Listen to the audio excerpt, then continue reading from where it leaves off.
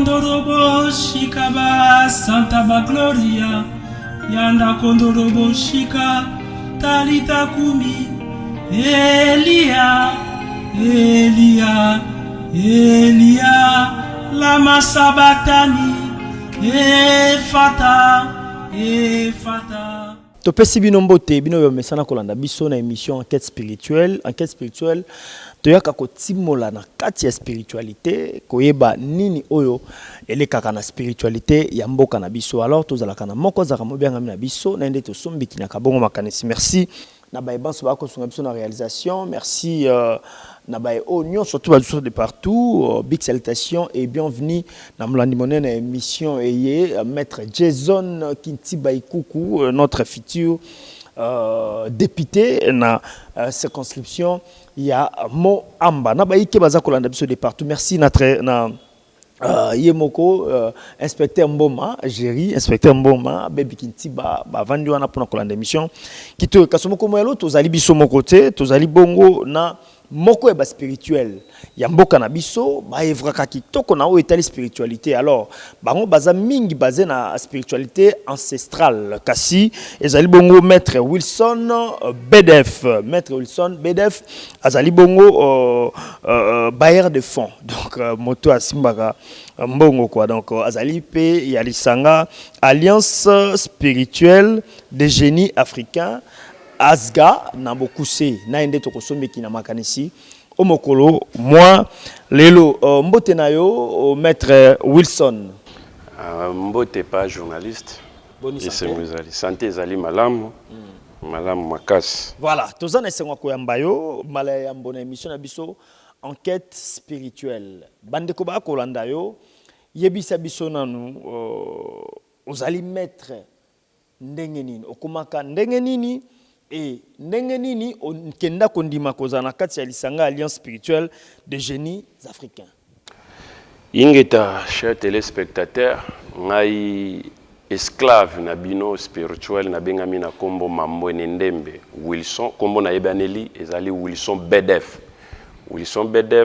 donc c'est-à-dire je suis un spirituel un enseignant aussi na lingomba naza parmi ba membres au cadre na kati ya lingomba o ebengami Asga, Alliance spirituelle des génies africains. C'est une école spirituelle, donc c'est une école qui enseigne la spiritualité ancestrale.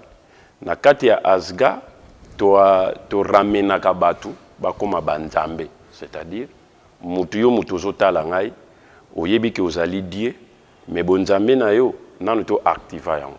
Okay. Nde yaka na Asga, eza les seules écoles oyo ezo faire activer batu bonzambe na bango le mois intérieur kati na yo pour que okoma nzambe azali mutu apesa batu ba solution mutu asalaka makambo mutu akreaka nde abengami nzambe yaka oya koyekola ndeni faut créer makambo ndeni o créer makambo physique o créer pe makambo ya molimo. Voilà, au créer makambo physique au créer makambo molimo olobi kuna bino hotel sarabatu ndenge no ko activer ki bonzambe na yo. Alors ndenge boba ko activer ki bonzambe ko activer ndenge na spiritualité na yo moko bien na malakisio bino bolakisaka kuna. Bon, na spiritualité. Dans quel sens? L'homme ndenge nzamba keleli mutu. Omoni nde tozabo yo zotala mutu azaka moko no. Netinga na za Wilson. Mais kati na ngai naza na ba dimension na 7 dimensions. Okay. Spirituel. Donc c'est-à-dire ba dimension ezali ba corps. Ezali ba njoto. Oyo tozomona kaka corps moko, le corps vie ou soit corps physique. Ozomona, mais tozana ba corps de vie, toana ba corps vital, toana ba corps dona kotango ezali les 7 à la longue peut-être ko kitana muzindo il y a uniquement to solo la rapona si jona po eza vraiment enseignement munene eza munene makasi. Et sur les 7 corps wana dimension du corps tozana ngo ba corps wana physique, corps physique et ba corps invisible nyonso wana ndebo nzambe kati na mutu mutu faye ba ko salela yango mais mutu faye ba ko salela ba dimension so na mutu oyo bo sala wana ezaki bondo kité. Effectivement bato ba benga nga bondoki parce que le mot bondoki ezali ya biso na kala herba benga mutu ndoki c'est-à-dire un sage mutu bo bazana connaissance. Mais bondoki oyote ba malin c'est-à-dire banzambisante ba chrétien ba mipaya ba yeli biso na ba définition na ba ba yeli biso na ba définition mo bondo ke to mo na mo lokola sorcellerie on a soké na l'église babi ndeti ondobi ozolo bana soké ba bikula yo ba tio makoko ba sakumuni yo okwei apoki kotika ba kisi na yo pa na bango ba pasteur. Bon, effectivement les ignorants bazalaka ba est-ce que zana benga tous les jours parce que pona nga ba nyonso o benga mi wazo simba bible chrétien nyonso za ignorant parce que ça utilisateur ya bible. Na pese exemple lokola informatique sien ba informatique toujours l'informatique mutasali bureautique ça utilisateur ya ordinateur mais eux ils ont carte ordinateur à éviter ne ba chrétien ou tout ça na bango lelo ce sont des utilisateurs de la bible. Ah pratiquant la bible to ba utilisateur ce sont des utilisateurs mais tout le monde ba pratiquant par exemple qui est na catholique et ba on est là souvent la bible on a ce que côté na carte bible tali na carte bible pesa ba to vie ba to ba bika ba on na bo nzambe pour Josué 1 verset Josué chapitre 1 verset 8 dit que ces livres de la loi ne s'éloignent point de ta bouche mais médite-les jour et nuit. On a besoin de pasteur Ngunza Wilson. Le premier dossier au cher journaliste donc il y a un musique minité et ça vraiment complexe Bible non c'est ça complexe. Imagine toi on a pris exemple c'est na solo na pasteur moko azo croire azo ndi mazo sanga na yebi que Bible ça na ba erreur na yebi que Bible ça double tranchant on a pasteur ba on peut ba yebi que Bible ça double baloba ka mo mingi bela men mi balé mais ngala bien on va utilisateur ndenge ba yebi source ya Bible to kena ngana Bible ce qui Bible ça parole de Dieu Bible yemo ka lelo Bible à reconnaître combien de modifications. Parole de Dieu, beaucoup de modifier comme parole sainte.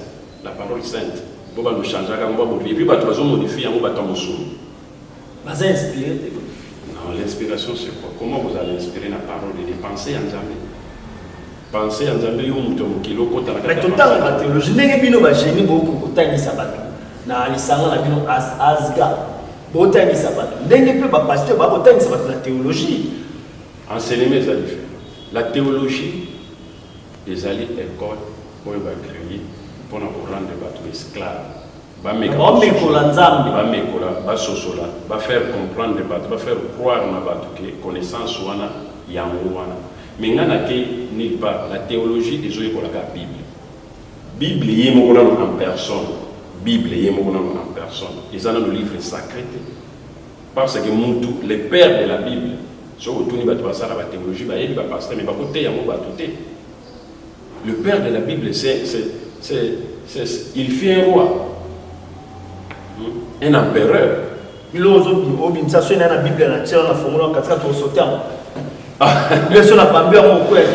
pas sur la couteau. N'a pas sur la peine à pécer battre au Bamela Babylon, au Bassal et l'amour et ça les pélos côté. Mais source la Bible, pour tout temps la Bible, ton dit ma Bible, il faut que tu source l'amour et les bisons d'engeni. Et comme les bisons d'engeni. Bible, surtout au temps dans le Nouveau Testament, plus par l'exhibition à Jésus. Yesu onde, Yesu Nzamba Salaki, dans mon candidat Jean chapitre 3 verset 16. Car Dieu a tant aimé le monde, il a donné son Fils unique, afin que quiconque croit en lui ne périsse point, mais qu'il ait la vie éternelle. Au moins que Yesu Nzamba tinde na bolingo Nzamba zaki na moko na mokilo, atindi mwana ne moko ya likinda, à côté pas ya Maria, à botama na 23 chromosomes, dans les sangs et moi ça moralité. Ce qui est vraiment bakoko bakumisa. Mais la Bible. Mais non. Nzamba kumisa bato bako. Nga na nila kende ko. Pas journaliste na bato batala biso na banda ko baso sola moke. Ba gagner quelque chose. Au moni ma union sur na appliquer la Bible. Ba verset sur utaki. Ce qui est allié à son ngai na lobia tozonga na source ndao pona kokumisa ndao kozonga na fondation. Ba union sur ba chrétien sur ba zotata ou bien ba pasteur ba koyaka ba koluka ka débat na naye. Ba yekola nano source ya Bible. Source na mozanika siolo ba Bible source na ngo et uti wapi pour les autres comme la Bible et puis Bible va modifier Bible combien de fois lelo pe sous titre za boy la génération sous bazo sala sous réforme parole de Dieu Bible oyo tozana mo lelo et si va modifier en plus de 8 fois pona nini ngana lobité ba pasteur ba koleka ba koloba ke ko sangisa Bible ko sangisa plaisir livre tenga ko sangisa mais je parle de la modification. La modification va longola va faire c'est mususu ba tie mususu oyo bato bafandi bakanisi baadapte yango par rapport ya civilisation oyo soit civilisation ndenge ezoyela parole de Dieu bakoma no modifie yango. Et puis parole de Dieu, un empereur Constantin a créé la Bible, a imprimé la Bible, a imprimé la Bible, a fou la Bible, il fit article pour sembler la Bible. Article pour ça ni même ceux qui sont chrétiens ni vous autres. Sauf que au yé pour la nano empereur, empereur azalaka premier responsable du judaïsme. Le judaïsme ce n'est pas une religion, c'est une secte. Oui, le judaïsme, ce n'est même pas une religion. Il y a des rituels religieux, il y a des rituels là-bas, il y a des sectes. À l'époque, les gens, même Moïse fit judaïsme. Donc, le judaïsme, et tout à la religion qui est le commercialisé. Et puis, il y a un moment, le judaïsme, les gens commercialisé et la religion christianisme, ils ont commercialisé. Ah, christianisme.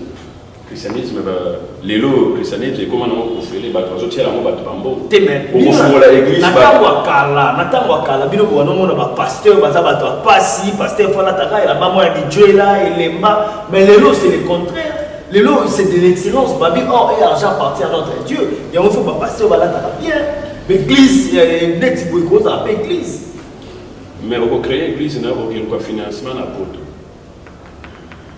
ba pasteur belé nous surtout mon na bazo tonga bazo joa ba financement ils ont na poto na ba père na ba oui bazo financer pour na pas dans les contre la Bible ça contre la religion il y a Christ donc contre na ko ba paix ça n'a jamais existé net le mot de Jésus n'a jamais existé Dieu tu vas vous à la chrétienne bando bota ils allaient par volonté na ngai ba para na les kana christianisme papa za maman za protestant mon ami non le hôtel sauf que bon protestant quand on peut le hôtel te batika lo kana ki hôtel mais sauf que na ba église miki na les gars na ba bima pe na les gars mama mema ozana lumière ka ba bono ba ozana lumière makasi ko lumière moi mo sala oui parce que je suis missionnaire. OK, merci beaucoup aux missionnaires ba de bolanda biso to ya bi fumu na sembla mi ko bengi ngunza Wilson Bedef yende to kusomiki na makanisi na oitali spiritualité à côté de ça bokoko spiritualité ancestrale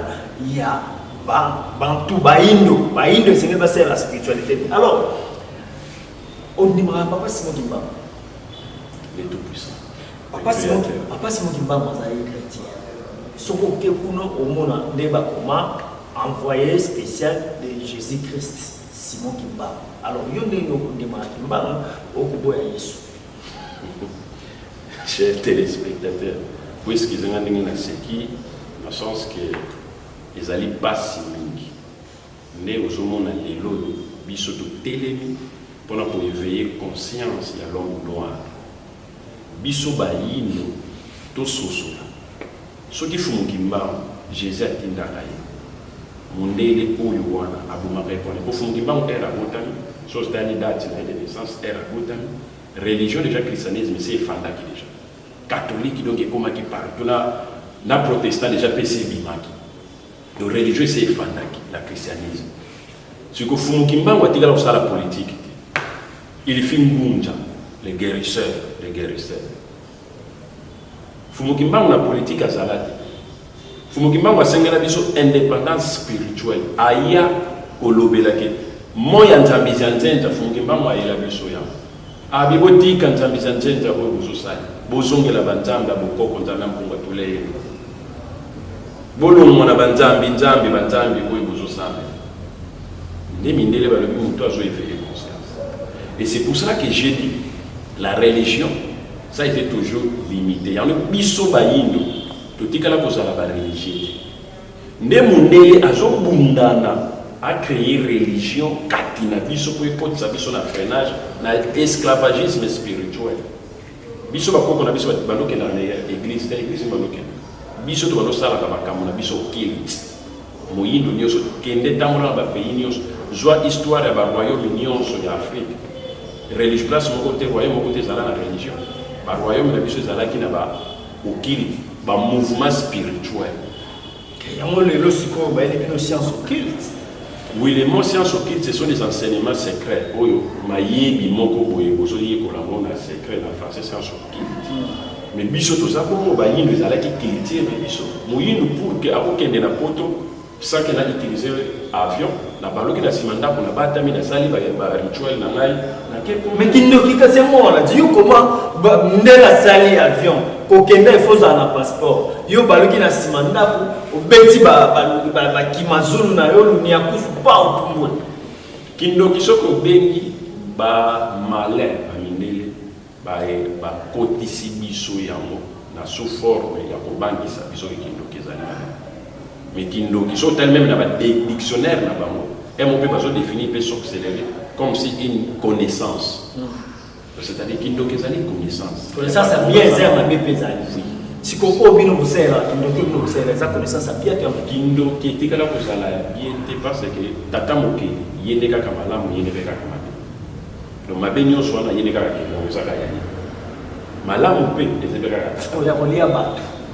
sikondo kialia kana soki totali moto ondo kialia moto kialia kana alia kana po njoto moto tokunda kana molimo za ya nzambe ndo kakozwa ngote soki soko tokeka à terre nemba bagondo kialia mais sacrifice humain mais les sacrifices humains ne yena bango ba rose chrétien ba franc-maçonnerie mundele da yeli biso les sacrifices humains biso yoza ba preuve que ba secte wana otangia wa baliaka ba ça sacrifice humain na makila.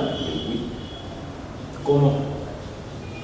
Bon, faut moi là-bas, toi, moi je suis enseignant. Oui, enseignant na Askati, il y a beaucoup qu'on appelle cet exemple. Pour battre, tu peux pas sur la différence entre la loge ou la science ou qui est amené, na ya biso ya baïno.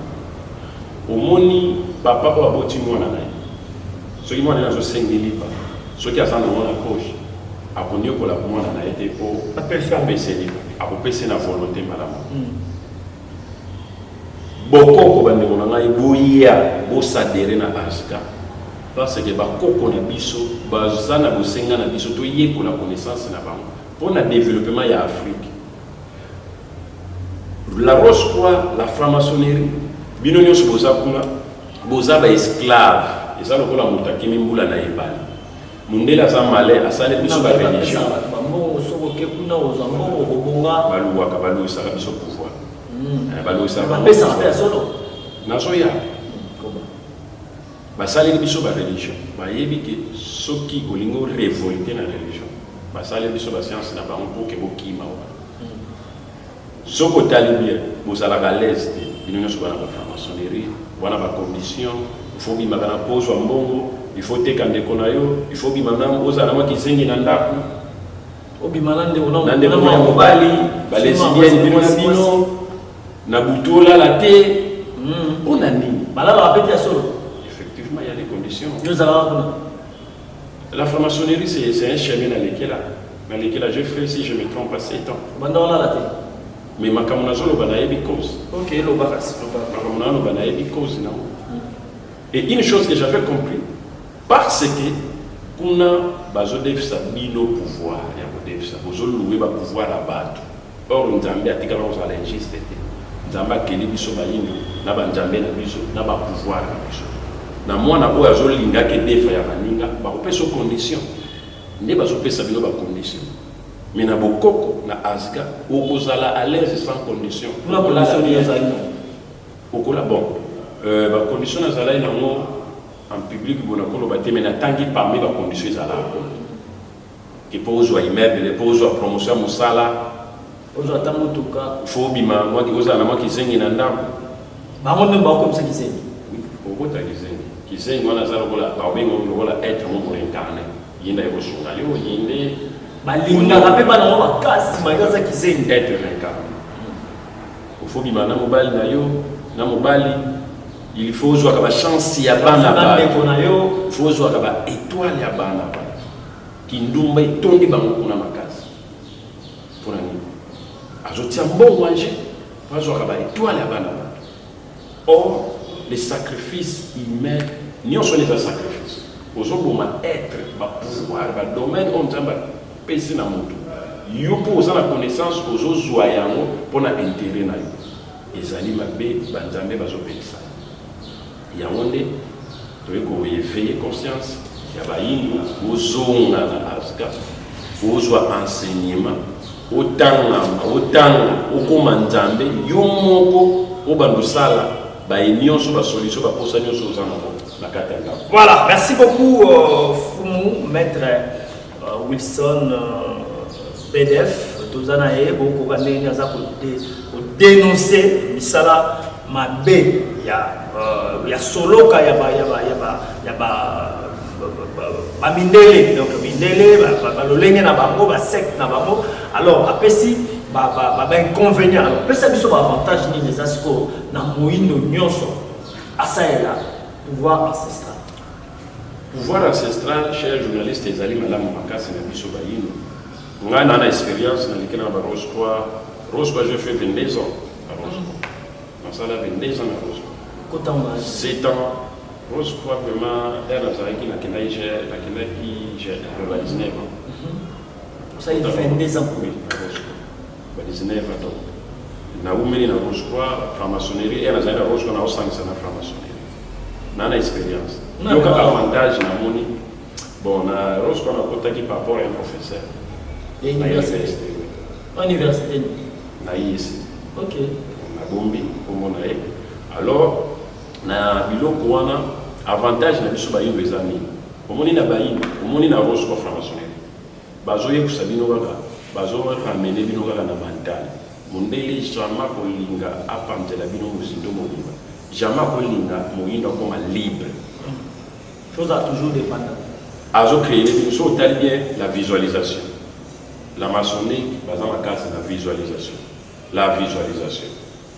bakokosa yo ke ozoye kola génie tel bokotika lo mona génie wana te okota pe en contact na génie wana mais biso na bali bango bakota en contact na bango mindeli bakota babenga ngo ba mot de passe ba clé au clé au poso en il faut qu'il y ait 12e chambre il y a Rose Croix il faut qu'il y ait 12e degré la maçonnique c'est 32e degré or maçonnique ba te pour quand on peut so yango so comme na 28e chambre degré de chambre donc ozomona bazo epe kokoma wana ko kozano ya moté so avantage nous aura na bayindo te kuna tuka aux avantages moté te nazala ikuna balokanisa eza malamu abanomona mo eza malamu zora basale yo ba exploiter makasi esclavagisme toujours mental bazo bloquer kaka mais na bayindo na moyindo na bokoko na zongeli bokoko na biso na comprendre que nazali nzambe na ko dépendre na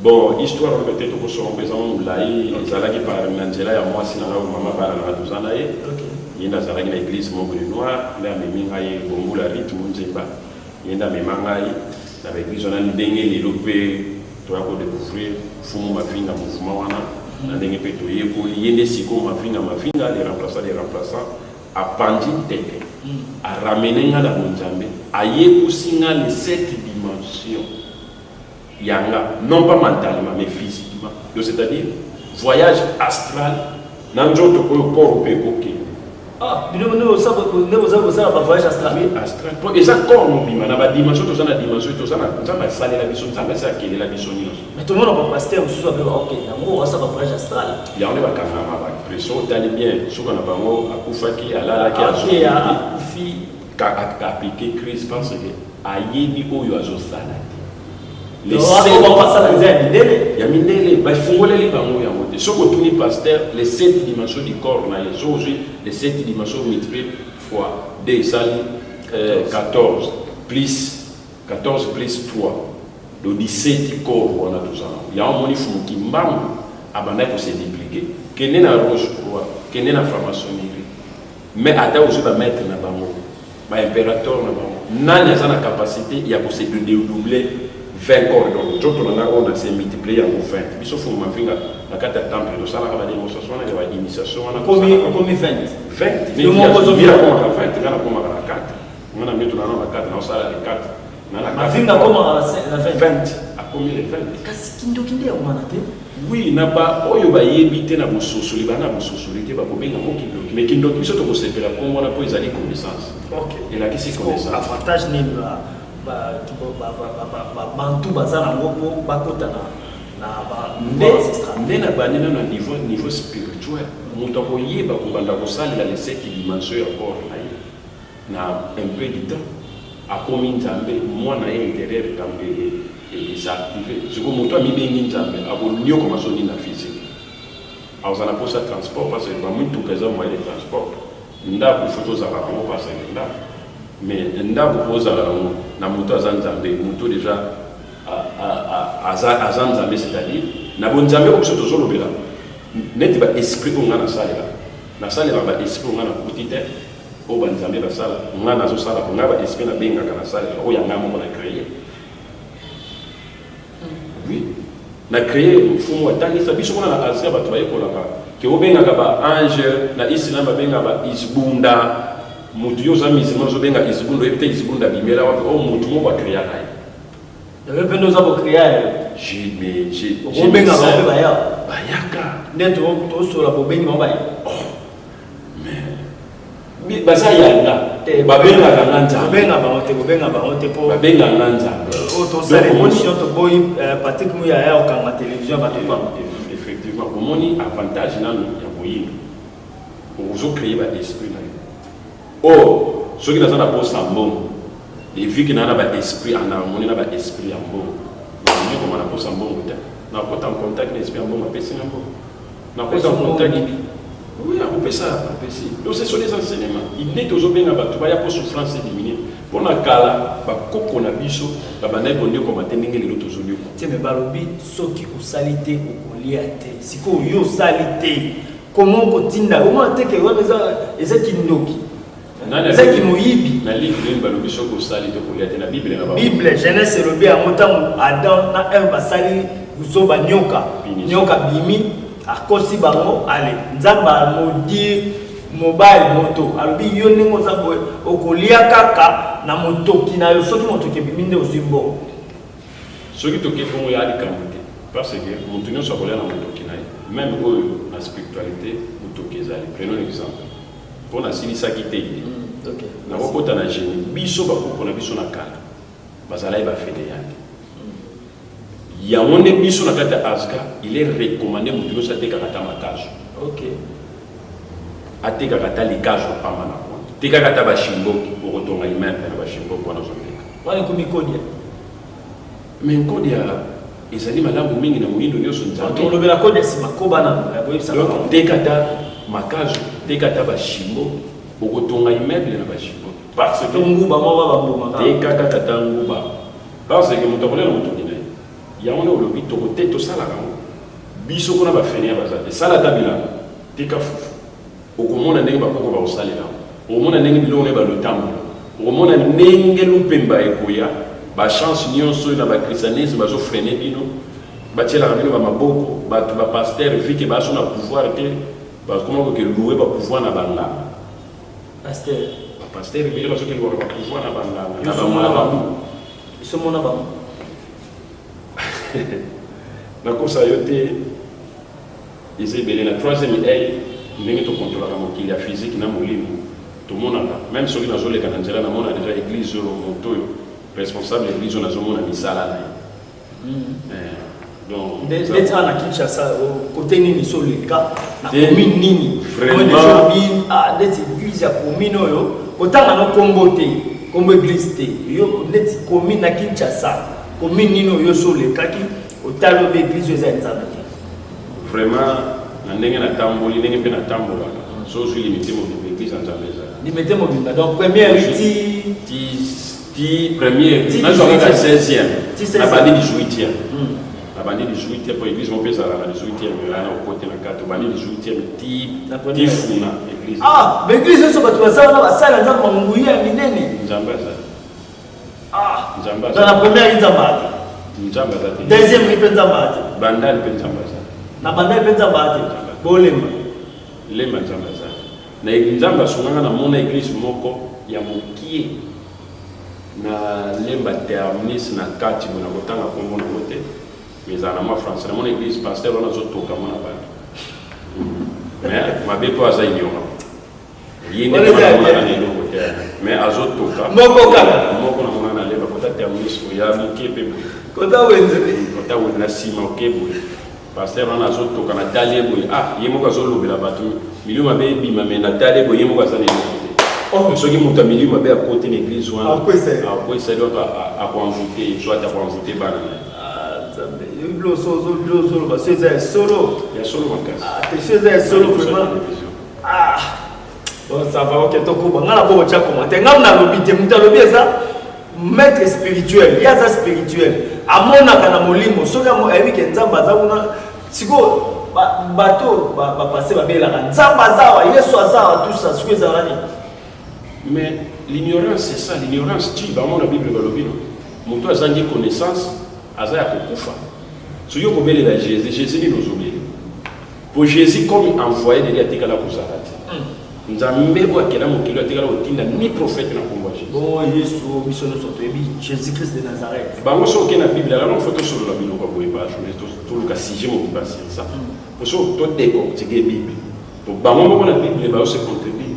So continue la Bible au monde que Jésus-Christ Jésus oyo abengami Jésus. Kombo Jésus.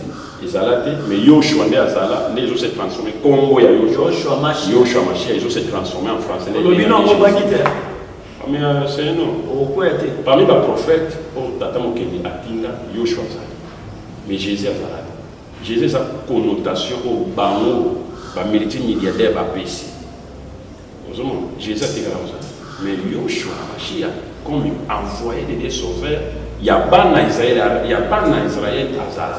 Mais le nom Jésus a été là. Ayaka pour la humanité. Yoshua. Yoshua ayaka pour la humanité. Oui, mais humanité c'est trop dire parce que Nzambe, Banzambe, baza différent. Na voyé la conversion sur ce qu'on a la Bible, au moment où Banzambe, Bamona, Bamona, Bazobunda. Nzambe oyo atindaka Moïse, abimisa bana Israël na Égypte. Surtout qu'il y a des solo dans la Bible. Nzambe oyo atindaka Moïse ayako bimisa, ayako sauver bana Israël na Égypte. Alors, bimisa bango pour assemble Nzambe ya mipaya te. Le bakutaka na Israël Nzambe déjà azali. Bana Israël, bana Égypte bazosambela déjà Nzambe. So ki Yesu uswa Nzambe wana. Oya bana Israël azaki Nzambe pona biso nyos.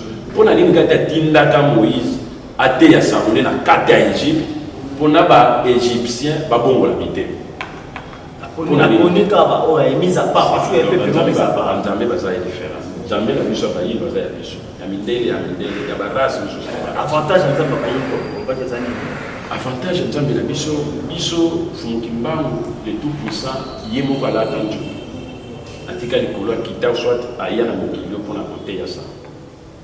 Et tous autres, c'est la raison, on a les rois divins autorisés. Oh, Kimbangu peut façon. La raison, les rois divins. Ils ont très musino, mais Fumukimbangu, les rois divins, pour son dernièrement. Dès au monde, Fumukimbangu est lié à rien. A zone ici, nous n'avons jamais pour battre. Nous avons pour battre déjà connotation, attribution, pour une mission battre tout pays Nzambe. Mais Nzambe a l'écolo, comme on est là. Nzambe a l'écolo, t'as l'écolo, t'as la peine à céder. Tata Mokeli, a déjà 4 mission. Nous sommes tombés bengi, Nzambe pas pays mission libre à l'ébit. Ce qu'on a activé Nzambe naïe, 4 naïe, comme il a pouvoir de nous pour créer, pour faire sa solution. Na baye oyo nyonso bazo souffrir nde Nzambe kati na biso yango nazo benga bato baya kosadere bobenga na numéro na kopesa to solola pour que bo évoluer spirituellement nyonso ya mokili bozomona ekopesi mokomona mo facile. Alors to betsa sko masolo ya kodia ezalaka ndenge nini yo oza na ekolo yana mokongo. Voilà. Pour avoir code des amis qu'on a encore. C'est quoi? Code du moment quand tu t'es. Quand tout le monde a, toi ça n'a code ya ceux qui a ça n'a mot, ça a famille n'a pas mot, ceux qui sont dans la battuté, et quand il y a beaucoup de fois pour donc ceux qui ont ça belle, bon mais mon en raté, mais ceux qui ont fait aller pas à beaucoup dans l'air. Code de ça n'a pas ni na coutume code ya ça. Bien les liens familiaux, ce sont des liens familiaux. Les crécots familiaux aussi existent. Ils ont une famille mususu à laquelle on va bakubala. La famille mususu à laquelle on va c'est le bakoko na bango bitumba babunda. Bango bakufa kanza na te bakufa ba pauvre. Alors ba lien wana malumba wana ba sacrifice basala etikali. Comme Grégoire ya famille lien familial. Alors ba lien wana ezo existe.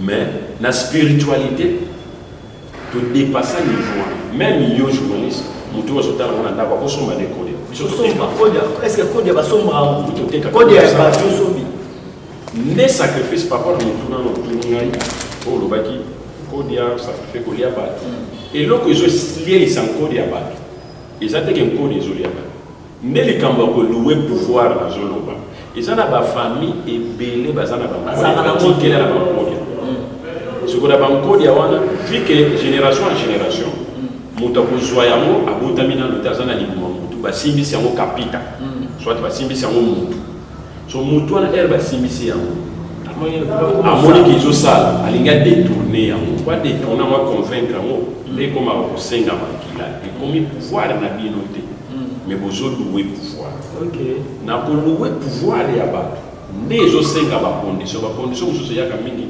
sacrifice bisa siko nani esengeli aza kode ya wana ndeti kosomba mo ndenge nini bon neti na biso kaka bato bakongo to bato d'ailleurs le mot kodia eza na batribu nyonso kongo nde kaka ezochange biso nde tomibengi nkode na bakongo bangala mpe balango baswahili mpe balango bandande baa mpe na bankode na bango me bana kongo na bango na swahili babengaka biso nde esala succès na bakongo kongo na monkodia loye babengango richesse familiale na français tokobenga ngo ce sont des richesses familiales oyo tokonéglige te mais biso na bonzambe na dimension spirituelle toza nango tokokota en contact na nzoto na yo na dimension na bacorps oyo nzambe apesi yo mpo nzambe apesa biso corps moko eza na corps de vie na corps de vie richesse ya moto nyonso eza kuna soki moto alingi anginda il faut kokota en contact na corps ne wana po bawolo badiama eza na kati ya corps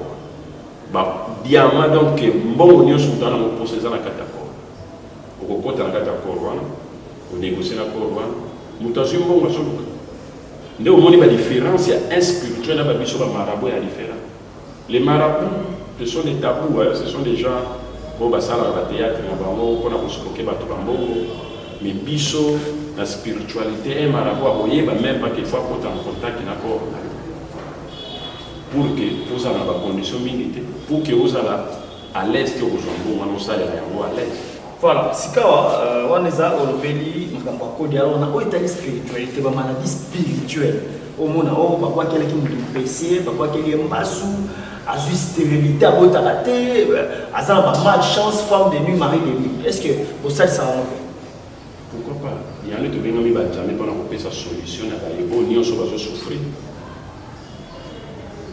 maladi nyonso lokola eternemo ndenge otangi wana motu nyonso ana difficulté spirituelle soki oye ozobela nasali contrôle spirituel osala esimbaka te osala ekufa donc atangama aza na mosala te boya motu nyonso oyo mosala na ngai ekufa okozonga po mabele oyo eza mabele na biso ya basali motu nyonso manda na ye spirituel akenda ebanga akenda oyo na masonique oyo na rose croix oyo asimba akota na banzela ya sacrifice ya pacte du sang ke oyo dans 2 ans manda na yo eza 10 ans elingi ekoka okufa soki obengi okozwa solution okokufa te na mabele ya bakoko na biso okokufa te na kokata lien wana okowumela na mokili na mbongo no mpe ekobunga te po bato ebele babangaka soki natiki makambo oyo nakwei na balivi ya zero te okokwea te okowumela parce na mabele ya bakoko na biso awa na bapouvoir oyo toza na okowumela eloko mabe ekoyelo te maladi nyonso promotion mosala moto azoluka mosala mikie te olingi ozala député ministre bombenga gouverneur bokendaka président de la république bokendaka na yaka to ya et puis eloko eboso eloko ezosalisa bato mabe bato basala politique mais bakotana na ta contrôle spirituel aprojecte vie na ye ayeba akozalaka nani bobenga boya tokotala omiyeba yo okozalaka nani soki mpe vie na yo ya liboso eza négatif tochangeaka karma na kochange karma wana okozwa na réincarnation oyo sans problème.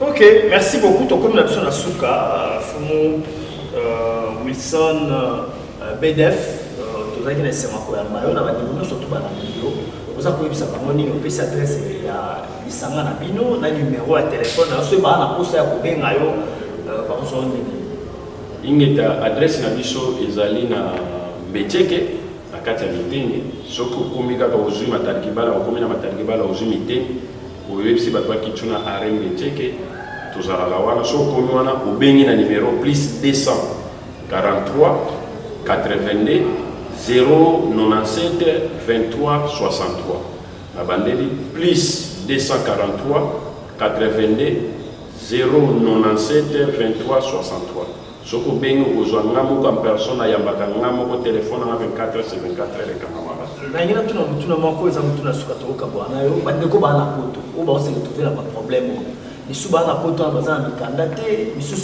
ba misale zo simba te est-ce que ce ba bengi yo za na Congo awa osali sa bango pouvoir na bonjambe za na limite te na spiritualité frontière ezala il y a pas de frontière donc bango nyonso ba benga ba cas sociaux wana ba na difficulté nyonso wana musala ba promotion situnga nini mingi biloko wana na sala okimikanda na musika abenga apesanga bakana bango bomeka mutu nyonso okende pa ba marabu banganga ba spectateur wana ngana benga ba spectateur ngana tinga na za maître spirituel un guide oyo azali nzambe lobi to kosolola soit ba jour to kosolola mo nzambe zani il faut comprendre nzambe azalaka limité te atikala pe ko lemba na likambo te bomeka bino nyonso zana be bokenda kenda bomeka esimba te boya bobenga ngai boko bando témoigner boko yebisa bato kete BDF bailleur de fonds azali maître oyo ana dimension spirituelle donc bino nyonso j'espère boko yamba na Asga pour que bokoma ba mama to peso matono ingeta mbuta journaliste na bino so tuko landa kibiso na maloba enande to tseli tono na émission enquête spirituelle ya mokolo mwalelo. Merci na Peter Tiani Tourbi, l'excellence dans la simplicité. Merci na Perfect Télévision pour Basuraki réalisation et coordination. Il y a émission Kitoko Giga. Merci Maboko Trépied. Merci et dédicace spéciale na Madame Fanny Balou bisiko zalinza de apambo na yo abatsa belé umela na yo kubola muleke belé tokutana na koza kwa bye.